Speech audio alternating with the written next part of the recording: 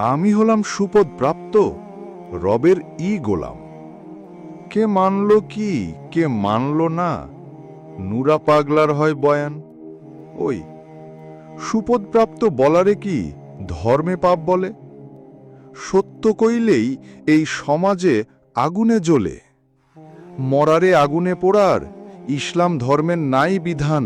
ওই প্রভুর বাণী অসুর জাতির ধর্মের পায় না জ্ঞান। চুম্মুন বুকমুন হুম্মিউন কানা হয় বড় পাষাণ। যুগ যুগে কিতাবে দেখান ইতিহাস হয় ঘূর্ণয়নময়ী। ইমাম শব্দ ধর্ম নেতা যিনি পথ দেখান, সঠিক নির্দেশ যে দেখাবে তিনি রাসূল হন। রাসূল শব্দ পদপ্রদর্শক, কোরআন দেখান বর্তমান। ওই মেহেদির অর্থ জানে না ধর্ম, বুঝবে কি তি? বিজ্ঞানের যুগেতেও অসুর হয় মূর্খ জাতি। অনন্ত রবেরই বাণী মিথ্যা কি হয় কখন? ওই সুপদ প্রাপ্ত আর মেহেদি দুইটি ভিন্ন ভাষা।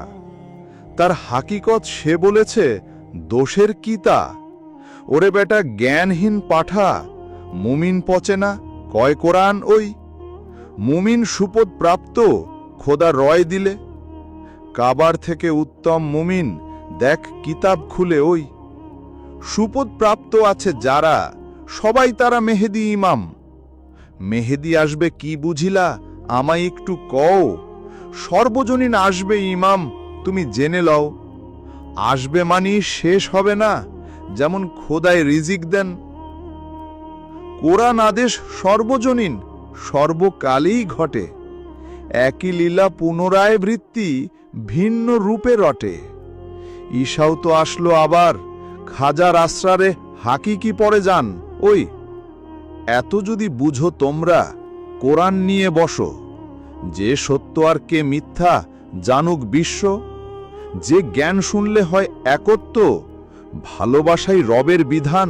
ওই খোদার কসম বলিরে ভাই, ধর্মে হিংসা নাই।